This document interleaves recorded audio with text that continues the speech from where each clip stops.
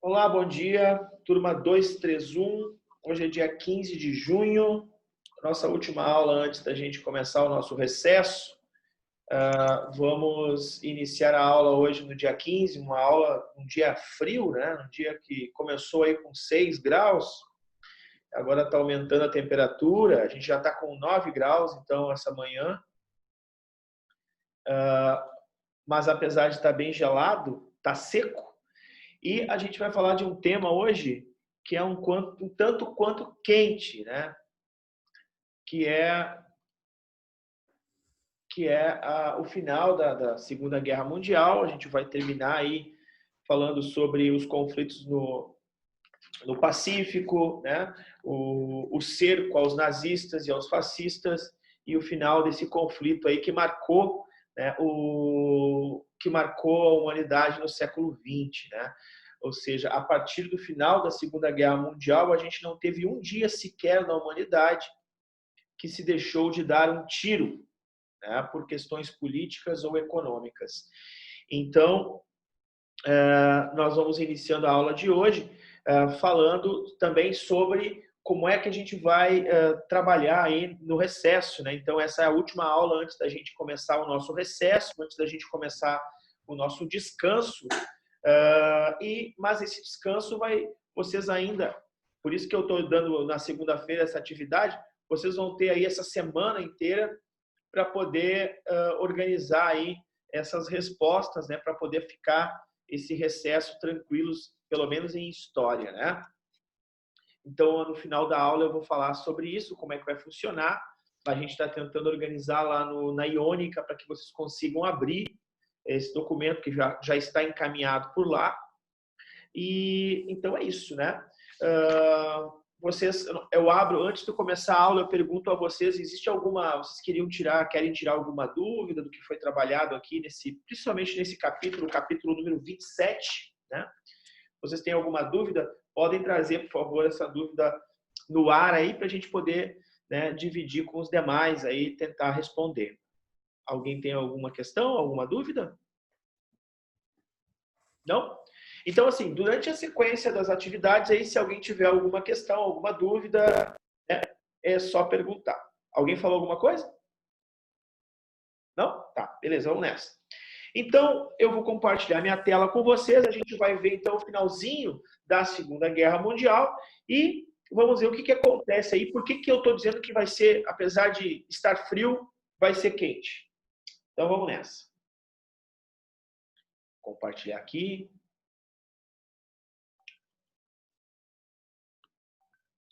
Só um pouquinho que eu vou falar com a minha supervisora aqui, porque ela não sabe que eu estou no ar.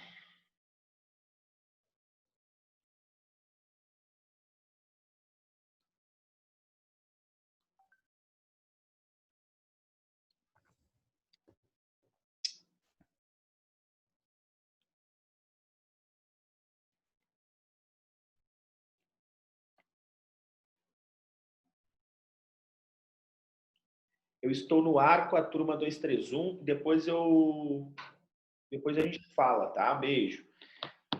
Então vamos lá. A Segunda Guerra, só recapitulando, né? A Segunda Guerra Mundial vai sendo encaminhada para o final quando Hitler teima, né? Coloca na cabeça que quer invadir a União Soviética. Então a gente viu lá a Batalha de Stalingrado, uma batalha que matou centenas de soldados alemães, né? Milhares de soldados russos também deram a sua vida nessa batalha, usando da tática da guerra da terra arrasada, né? Que é aquela, eles iam recuando para dentro do território soviético e destruindo, tirando animais, né? Enfim, deixando os nazistas sem nenhum tipo de sem conseguir, né, se manter e levando ao desespero, porque nessas cidades ficavam sempre um ou dois atiradores de elite, os chamados, como é que chamam?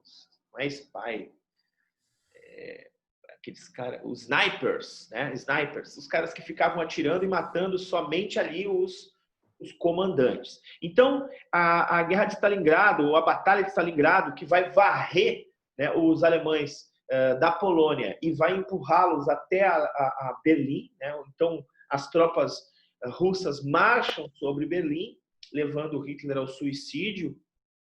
Isso também vai acontecer no desembarque, né, das tropas aliadas na Normandia, que é justamente o final, chamado Dia D, né, o final da guerra para aquela frente alemã e também italiana, né, em Monte Castelo. E o famoso episódio, né, das duas bombas atômicas, uma em Hiroshima e outra em Nagasaki. E aí eu começo a minha história aqui com vocês de tornar esta manhã quente. Quente por quê? Ora, porque duas bombas atômicas, já em 6 de agosto de 1945, quando a guerra já havia terminado, me parece um ato cruel demais para aquela nação, para a nação alemã, para a nação japonesa, perdão. Então, o porquê que essas bombas foram, né, jogadas pelo chamado Estado, pelo B-52, né? Essas bombas foram jogadas em Hiroshima e Nagasaki. Alguém faz aí ideia do que isso significou?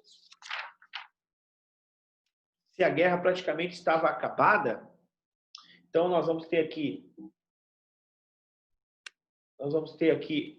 o dia D, né, o desembarque da Normandia, a invasão da Alemanha pelas tropas soviéticas e as bombas atômicas em Hiroshima e Nagasaki em agosto de 45. Né? Alguém saberia me dizer por que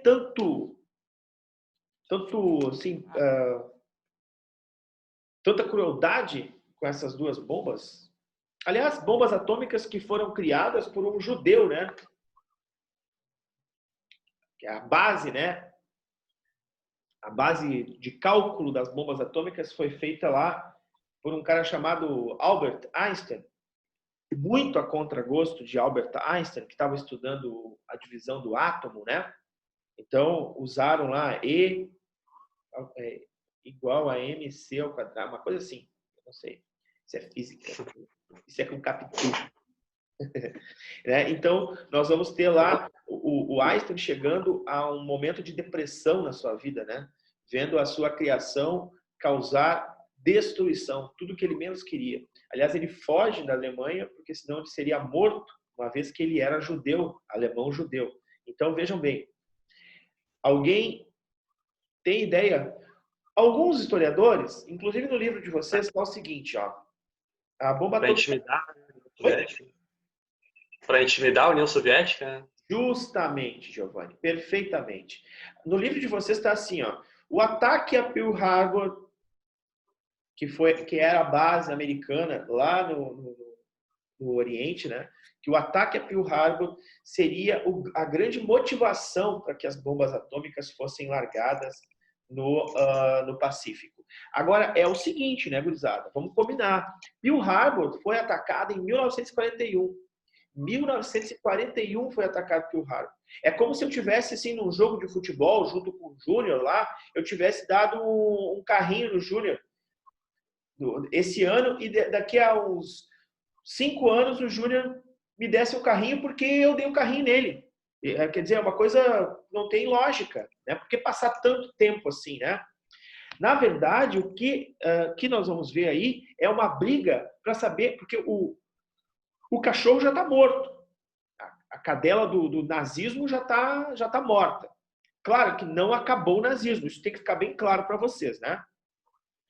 A guerra acabou.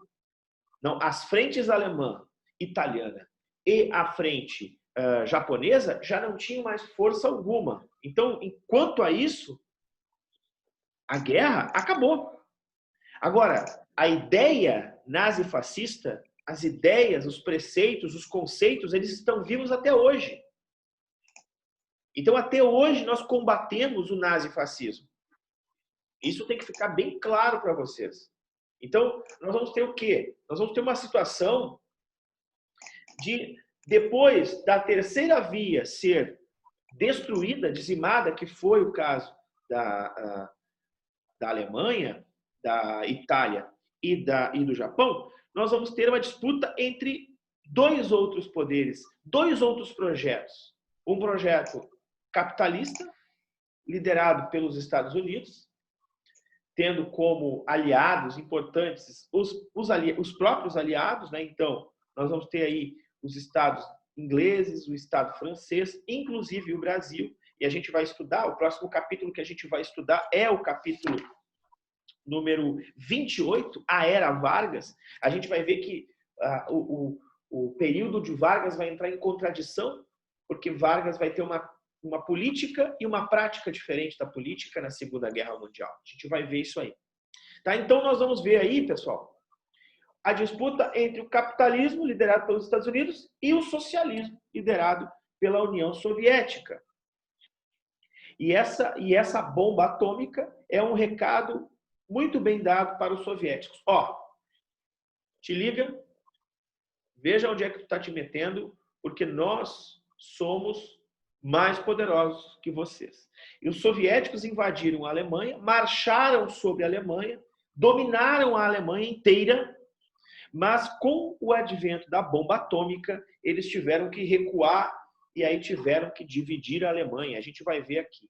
Então, as consequências da guerra foram trágicas. Imaginem que nós tivemos dois grandes conflitos. A Primeira Guerra Mundial, lá no início do século, em 1914 até 18, 4 anos de guerra. Depois, a Segunda Guerra, num período muito curto, nós tivemos a Segunda Guerra Mundial, né, quase que dando sequência aos mesmos motivos da Primeira Guerra Mundial. Então, seria muito catastrófico. Por quê?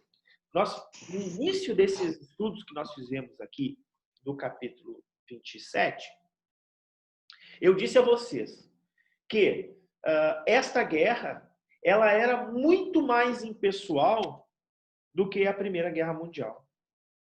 Por que era impessoal? Ora, cara, porque simplesmente é uma guerra onde eu aperto um botão e a bomba vai. Hoje, se ocorrer uma guerra, ela é mais impessoal ainda. Vejam que hoje não tem avião tripulado. Hoje nós temos a guerra com drone. Ele é mais impessoal. Eu não preciso expor o meu soldado mais à morte. Se a gente parar para pensar, os Estados Unidos têm alguns tipos de não só os Estados Unidos, né, mas países que têm o exército bem desenvolvido, né, como, por exemplo, Israel, Estados Unidos, a Grã-Bretanha, a própria União Soviética, a Rússia, a França, eles têm esquadrões específicos. Os caras vão lá com 4 caras, tipo, são 4 Rambo. São 4 Rambo. Os caras vão nesse esquadrão, eles descem no helicóptero, eles vão lá, fazem o tendel, eles matam não sei quantos árabes, muçulmanos lá, sobem no helicóptero e vão embora. Eles vão lá, raptam uma pessoa e vão embora. O país nem viu que entrou. Esses dias a gente teve no Brasil aqui eu não sei se eu falei para vocês, lá na Baía de Guanabara, os caras descobriram que um submarino russo, do exército russo, veio aqui e escaneou os cabos de internet do Brasil. Porque a internet pode ser a internet wireless. Velho, é tudo cabo. A internet chega a cabo pra gente aqui. E os caras vieram aqui, escanearam o cabo e foram embora e ninguém fez nada. O exército brasileiro não viu isso acontecer. É um submarino quase que invisível. Perceberam quando estava saindo, o submarino estava indo embora. Aí foi alertado, perguntaram o que estavam fazendo. Aí os caras disseram que se perderam. Como é que tu vai te perder do planeta, cara? O planeta Terra é desse tamanho já. Todo mundo conhece tudo que é canto. Então, quer dizer, espionagem de Estado, espionagem patrocinada por empresas, para saber o que está acontecendo. Isso foi antes do leilão do pré-sal. Tá? Então, os caras têm noção, assim, o que nós vamos comprar no leilão? Vamos lá ver. E vieram aqui e espionaram. Então, vejam que o mundo se tornou mais impessoal hoje. Totalmente impessoal. Né? As guerras também são totalmente impessoais. Então, uma terceira guerra seria uma catástrofe, porque agora tem a chamada bomba H. Então, Nós temos uma bomba que destrói muito. Os Estados Unidos mostrou isso e a partir daí, então, nós vamos ter essa ameaça constante. E dá início a uma outra guerra, né? A chamada Guerra Fria, que vai justamente do final da Segunda Guerra Mundial até o início da década de 90, quase, né? No meio da década de 80, a Guerra Fria vai acabar. E a gente vai ver isso aí. Então, as consequências da Segunda Guerra Mundial foram 50 milhões de pessoas mortas nesse conflito. Os soldados russos foram os que mais morreram, depois soldados poloneses, alemães, japoneses, mas sem dúvida alguma, americanos, ingleses, italianos, mas sem dúvida alguma, o povo que mais morreu foi o povo judeu. O povo judeu vai ser perseguido, vai ser humilhado, vai ser colocado em campos de concentração ou campos de extermínio, como queiram. Essas crianças que estão aqui, ó, tem um filme, A Criança do Pijama Listrado, né, que conta a história, né, um pouco romântica sobre este fato. Aqui tem pessoas magras, porque os caras morriam de fome, gente. E qualquer pessoa que fosse judia ia estar nessa situação, né, de perseguição nos campos de concentração. Para vocês terem uma ideia, tem uma fotógrafa ou um fotógrafo, agora não me recordo, eu cheguei a compartilhar no Facebook, há muito tempo atrás, que ele foi a Auschwitz, né? Ele foi à Alemanha antiga também, na Polônia e na Alemanha, e ele fez as fotos no mesmo ângulo das fotos que os nazistas tiraram no campo de concentração. E aí ele pegou e fez o quê? Olha o meu mouse.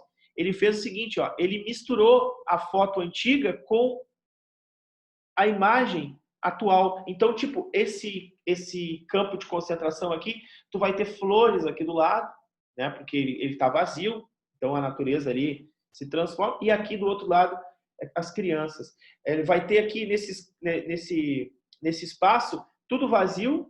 A partir daqui começam os corpos, né, dos judeus. E é extremamente impactante essas fotos do cara, né? Ele mistura as duas fotos da contemporaneidade, ou seja, dos nossos dias, com a imagem terrível do passado. Gente, não preciso nem dizer, né? Centenas de pessoas foram enterradas em valas comuns. Tem N filmes que contam essa história, né? Que contam a história dos judeus sendo exterminados, perseguidos na Segunda Guerra Mundial. E até hoje o judeu leva esse estigma, né, de ser o cara do mal, ou veem os judeus como são perigosos, a conspiração judaica para a humanidade. Isso é uma coisa muito ruim, né? Isso é muito preconceituoso. Aqui nós continuamos a ver crematórios, né? Os óculos das vítimas, inclusive isso aqui, ó, um lugar que eu não fui ainda e quero visitar é justamente a Polônia, justamente o campo de concentração de Auschwitz, porque existe esse campo de concentração, é um memorial. Então, esse mundo de óculos, por exemplo, aqui, ó, de vítimas, existe ainda hoje lá, né? Sapatos das vítimas, pertences como dente de ouro eram tirados para poder comprar armas, comprar relógios, eles tiravam e vendiam os relógios, relógio de ouro e tal, justamente para comprar armas, comprar suprimentos nazistas, né? Enfim, a partir do final da Segunda Guerra Mundial, nós começamos um período chamado de bipolarização mundial, ou aí conhecido como Guerra Fria. E bipolar por quê? Porque nós temos dois polos econômicos. Lembra que nós tínhamos três polos. Nós tínhamos o capitalismo, nós tínhamos o socialismo e nós tínhamos o nazismo. Pois os dois polos, capitalista e socialista, se unificaram para derrotar um inimigo comum, que era o nazismo. Derrotaram, entre aspas, derrotaram o movimento de guerra, mas não derrotaram as ideias. Então é muito perigoso, porque hoje a gente fala sobre isso, sobre o nazismo. Algumas pessoas dizem, o nazismo passou, isso é passado, não existe mais nazismo. Isso é conversa fiada. A ideia nazista ainda existe. As ideias nazistas ainda estão por aí. Assim como é conversa fiada falar o seguinte: acabou o racismo, não existe racismo, não tem mais escravidão no Brasil. Isso é conversa fiada. A escravidão pode ter acabado, queridos, mas nós temos ainda fortemente nesse país o racismo. E o racismo é estrutural. Ou seja, todos nós somos ou fomos racistas uma vez na vida.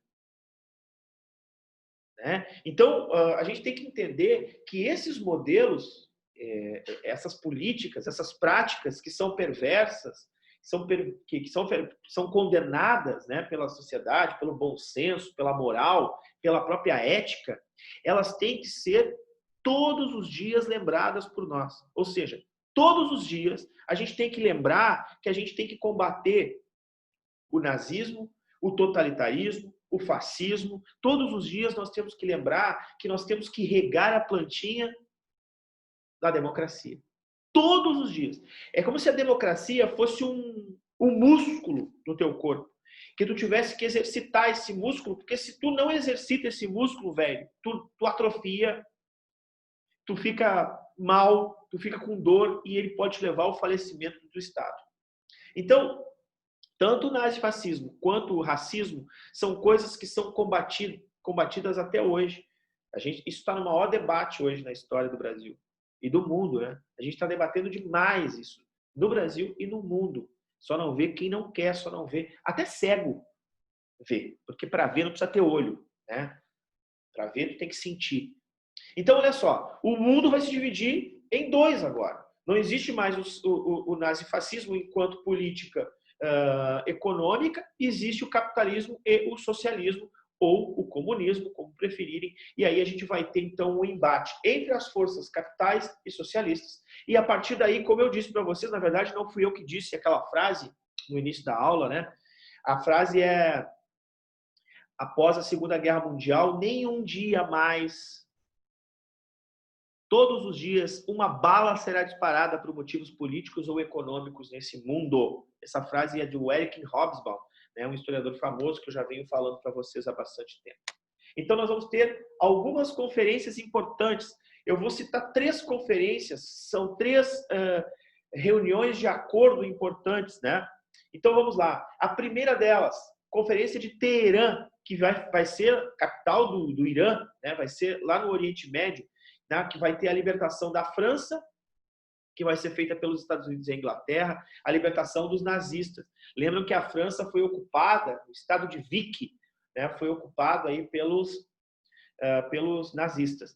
Lá em Teherã também, lá no Irã, vai ser delegado, então, vai ser incorporado aos estados da União Soviética, Socialista Soviética, os países do leste europeu. Então, países como a Letônia e a Estônia e metade da Polônia serão soviéticos. Tá? Pertencerão à União Soviética. A Alemanha também vai ser dividida ao meio. A Alemanha vai ser dividida entre o socialismo soviético e o capitalismo, e a gente vai ver aqui como é que vai ser dividido, como é que vai ficar a Alemanha, né? Entre o capitalismo, e aí no capitalismo são 3 países que vão ficar com a Inglaterra, com a Alemanha. Estados Unidos, Inglaterra e França. Vamos lá. A outra conferência que vai ocorrer lá na União Soviética, na cidade de Yalta, ela vai ocorrer em 45, em fevereiro, ela vai dizer o seguinte: vai ser criada uma organização mundial das Nações Unidas. Então, o que vai justamente substituir a antiga... Como é que é o nome da antiga? Como é que é o nome da organização antiga?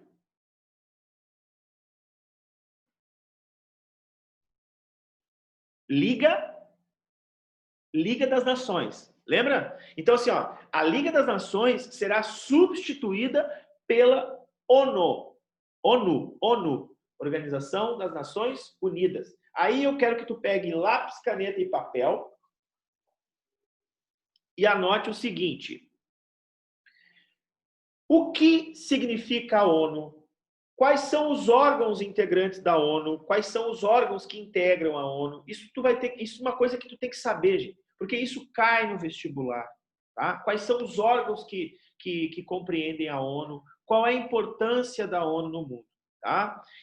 Nós, por exemplo, participamos. Nós temos agora um evento que está acontecendo no mundo todo, que todo mundo está careca de saber, que é a pandemia do Covid-19 ou do coronavírus. Qual é o órgão da ONU responsável por organizar o combate, as forças de combate à pandemia? OMS. OMS. Muito bem. Então, nós temos na ONU, por exemplo, um dos braços da ONU, a Organização Mundial de Saúde. Nós temos a Organização Mundial do Comércio. Nós temos UNICEF, por exemplo. Todo fim de ano nós temos na Globo, né, o 0800 62 né? Tem que doar R$10, doa R$5. O que significa a Unicef? Né? Para que ela serve? Quem é o Didi Mocó, né, na Unicef? Por que existe? Então, tem vários braços da ONU que vão cooperar com a agricultura, com a saúde, com o desenvolvimento humano, com as relações políticas, econômicas, por exemplo, Fundo Monetário Internacional. Então, nós temos aí um monte de coisa para te dar uma lida e entender o que significa e qual a importância desse organismo no mundo, tá bom? Outra coisa, o leste europeu, que eu falei para vocês, vai sofrer influência soviética, né? Então, lá, ó, Lituânia, Letônia, Estônia, Polônia. Enquanto o oeste da Europa vai sofrer influência americana. Ou seja, o mundo será dividido em duas frentes. Uma frente que é capitalista, que é a frente, basicamente, a frente do oeste, ou seja, se é oeste, é ocidente, e a frente oriental, a frente do leste. Né? E a divisão, então, também de países importantes lá no Oriente, como a Coreia, vai ser dividida a Coreia do Sul e a Coreia do Norte. A Coreia do Norte, até hoje, ela é socialista, ela é a Coreia administrada por aquele ditador lá, o Dong Jin-un, né? E o Vietnã, por exemplo, também, a questão da Manchúria, né? Deixa eu ver aqui. Vamos lá para o outro e o último, então, a última conferência é a Conferência de Potsdam, que vai ocorrer na Alemanha, cidade de Potsdam, na Alemanha, em 1945, em agosto de 45, onde justamente nesta conferência nós vamos ter a desnazificação da Alemanha. E aí é uma questão bem interessante, pessoal. Os líderes alemães vão sofrer o julgamento, os líderes vão ser julgados, vão ser presos, e muitos líderes vão fugir, inclusive para o Brasil e a América Latina, na Argentina ou no Chile. Então nós vamos ter muitos líderes que vão vir para cá, por exemplo. Nós temos uma história, né? Temos 2 filmes Procurem, se vocês quiserem assistir, vale a pena, é bem legal. Os filmes argentinos são sensacionais e sobre esse assunto, então, são melhores ainda. Nós tivemos um médico chamado Joseph Mengele.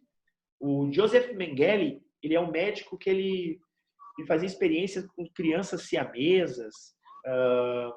Ele pegava assim, fazia cirurgia com pessoas sem anestesia, para ver até quando, qual era o grau, como é que elas aguentavam a cirurgia. Colocava, tirava uma perna e colocava no lugar do braço, e colocavam o braço, tentavam costurar onde ficava a perna, fazia coisas bizarras.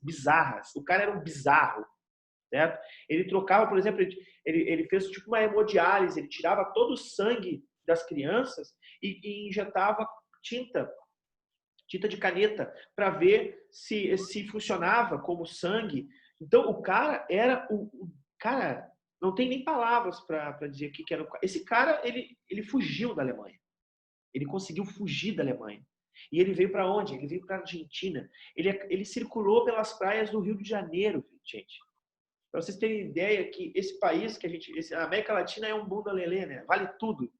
Então, esse cara foi morto, ele morreu de velho, aqui no Brasil, aqui na América Latina. Bom, mas então a conferência de Potsdam vai ser essa que vai julgar esses caras no tribunal de Nuremberg. Algumas coisas vão acontecer, como o porto de Danzig, que fica na Polônia, que vai ser incorporado definitivamente à Polônia, a divisão da Alemanha em 4 zonas de ocupação. Berlim também vai ser dividido em 4 partes, né? Essas partes são essas que eu falei, né? Entre a França, a Alemanha, os Estados Unidos e a Inglaterra. São 4 partes, tá? Posteriormente, vão ser organizados, então, 2 países na Alemanha. Um país que vai ser a chamada República Federal da Alemanha, que é ocidental, é capitalista, e a República Democrática Alemã, que é oriental e, por isso, ela é comunista. Tá certo? Então, nós terminamos aqui o final da Segunda Guerra Mundial com 3 importantes tratados, Conferência de Potsdam, Conferência de Nuremberg, de Potsdam, de Alta e de Teherã.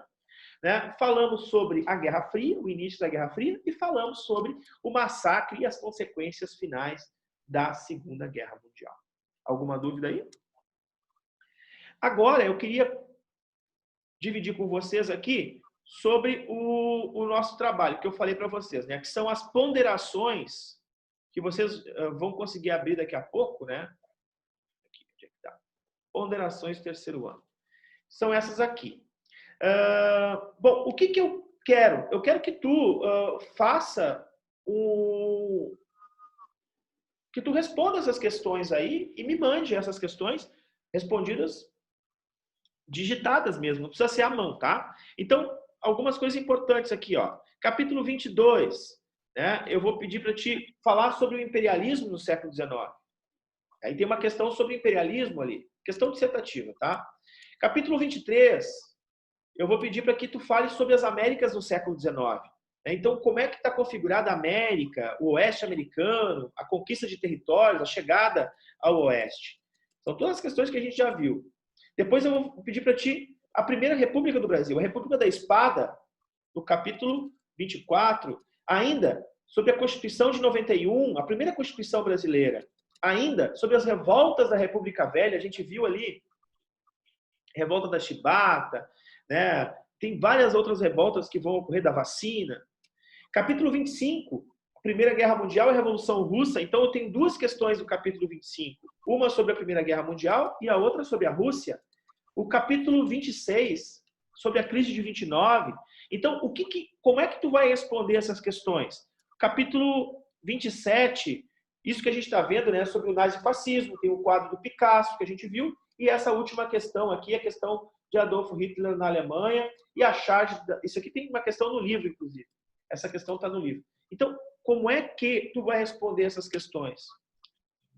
Lá na Iônica me responder. Tu vai responder isso, pessoal, quando tu tiver acesso, por exemplo, ao prof.jairo Brum, lá no canal do Prof, tá? No YouTube. Tem os vídeos lá, tem vídeos sobre a crise de 29, tem vídeos sobre o Brasil, República Velha, tem vídeo sobre os Estados Unidos, o avanço para o Oeste, tem tudo lá.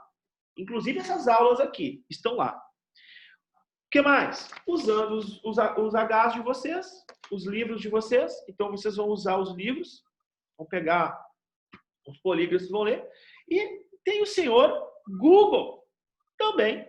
Né? Então, tu pode lançar no Google e vai ali no Google buscando, né, a responder essas questões. Para que servem essas questões? Eu quero depois ler a questão do Giovanni, a questão do Kozer, a resposta do Yuri, a resposta do Júnior, da Manu, do Alisson, do Lucas, e saber como é que vocês estão. É isso que eu quero. Tá? Como é que vocês estão compreendendo os conteúdos que a gente está trabalhando aqui. Tá bom? Então, assim, eu desejo que vocês consigam fazer essas questões até sexta, para que depois vocês só descansem. Né? A gente vai ter uma semaninha para descansar aí, e essas questões não são muitas, são só 11 questões, 12 questões. Pergunta, Manu, rapidinho que vai acabar nossa aula. Senhor, tu tem os slides sobre a Primeira Guerra e a Revolução Russa? Eu botei lá na Iônica. Ah, tá bom. Tá? É só chegar lá e baixar, tá lá o arquivo, tá bom? Tá bem. Então, alguma pergunta a mais? Lavem as mãos. Usem máscara, ó. Máscara, ó. Minha máscara aqui, ó. Tá? E fiquem com Deus. Tudo de bom para vocês. Bom descanso. Valeu. Tchau, senhor. Tchau, Tchau, senhor. obrigada. Valeu.